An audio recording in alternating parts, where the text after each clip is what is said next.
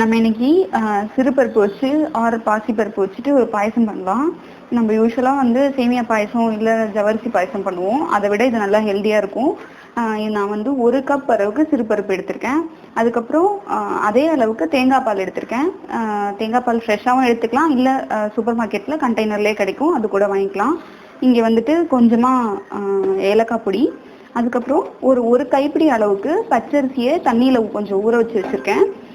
தேவையான அளவுக்கு வெல்லம், 1 கப் பருப்புக்கு ஒரு 3/4 கப் வெல்லம் சரியாக இருக்கும். உங்கள் டேஸ்ட்டை பொறுத்து கொஞ்சம் கூடவோ குறைக்கவோ செஞ்சுக்கலாம்.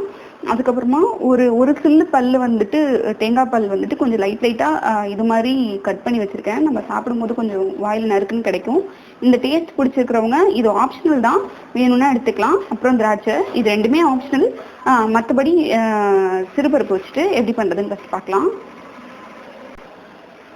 வேக வைக்கிறதுக்கு முன்னாடி நம்ம வந்து சிறுபருப்பை வெறும் பேனில் இப்படி வாட்டிக்கலாம். எண்ணெய் எதுவும் தேவையில்லை. பேனில் போட்டுட்டு லைட்டாக அது வந்து செவக்கிற மாதிரி இதை வந்து வறுத்துக்கலாம். நீங்கள் டைரெக்டாக குக்கரில் வைக்க போகிறீங்க அப்படின்னா குக்கரில் கூட வந்துட்டு வறுத்துக்கலாம். இப்போது பருப்பு நல்லா வெந்துடுச்சு, லைட்டாக வாசம் வர ஆரம்பிச்சிச்சு, நல்லா கலர் மாற ஆரம்பிச்சிச்சு. இந்த ஸ்டேஜில் இதை ஆஃப் பண்ணிக்கலாம். இப்போ பருப்பை நான் ஒரு குக்கரில் மாற்றிட்டேன். குக்கரில் ஒரு 3லேருந்து 4 விசில் விட்டோம்னா அந்த பருப்பு நல்லா வெந்துடும். இதை வேக வச்சு விசில் விட்டுடலாம்.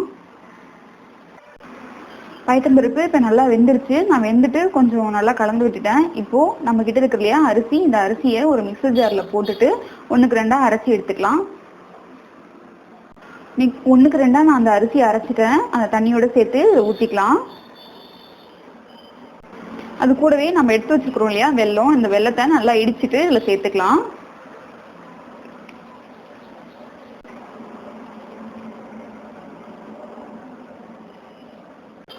ஒரு 3-4 நிமிஷம் கொதிச்சுட்டு இருக்கு. இது கொதிக்கும் போதே இதுக்கு தேவையான அளவுக்கு ஏலக்காய் பொடி சேர்த்துக்கலாம். சேர்ந்து நல்லா கொதிக்கட்டும். நான் வந்து இதை விஸ்க் வச்சு பீட் பண்ணிகிட்டே இருக்கேன். ஸோ இதில் கீழே கட்டி பிடிக்காமல் இருக்குன்றதுக்காக. ஸோ இப்படி இருக்கும்போது ஒரு 5 நிமிஷம் நீங்கள் எல்லாத்தையும் கலந்ததுக்கப்புறமா, எல்லாம் வெந்ததுக்கப்புறமா தேங்காய் பாலை இது கூட சேர்த்துக்கலாம். தேங்காய் பால் அளவு கொஞ்சம் முன்ன பின்ன ஜாஸ்தியானாலும் பரவாயில்ல, டேஸ்ட் நல்லாயிருக்கும். ஸோ தேங்காய் பாலை கலந்துட்டு நல்லா கலந்து விட்டுருங்க. பாயசம் ஆல்மோஸ்ட் முடிஞ்சிருச்சு. நான் அதுக்கப்புறம் ஒரு 5 நிமிஷம் கொதிக்க வச்சுட்டேன். இப்போது இன்னொரு அடுப்பில் நான் 1 ஸ்பூன் நெய் விட்டு அதில் நம்ம வெட்டி வச்சுக்கிற தேங்காயை போடுறேன். தேங்காயை நல்லா வதக்கிக்கலாம்.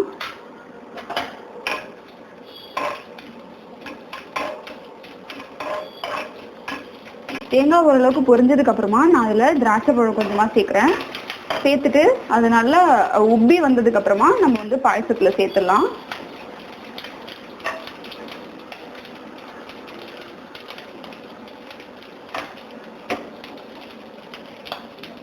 பாருங்க, தேங்காய் வந்து நல்லா பொரிஞ்சிருச்சு, கூடவே வந்து திராட்சையும் பொரிஞ்சிருச்சு. நான் இது எல்லாத்தையும் பாயசத்தில் சேர்த்துக்கிறேன். சேர்த்துட்டு அடுப்பை ஆஃப் பண்ணிடலாம். சூடாகவே சர்வ் பண்ணாலும் இந்த பாயசம் ரொம்ப நல்லாயிருக்கும். ட்ரை பண்ணி பாருங்கள். உங்களுக்கு இந்த வீடியோ பிடிச்சிருந்ததுன்னா எங்கள் சேனலுக்கு சப்ஸ்கிரைப் பண்ணுங்கள். உங்களுக்கு வீடியோ பிடிச்சிருந்ததுன்னா எங்கள் சேனலை சப்ஸ்கிரைப் பண்ணுங்கள். பக்கத்தில் இருக்கிற பெல் பட்டனையும் ப்ரெஸ் பண்ணிக்கோங்க.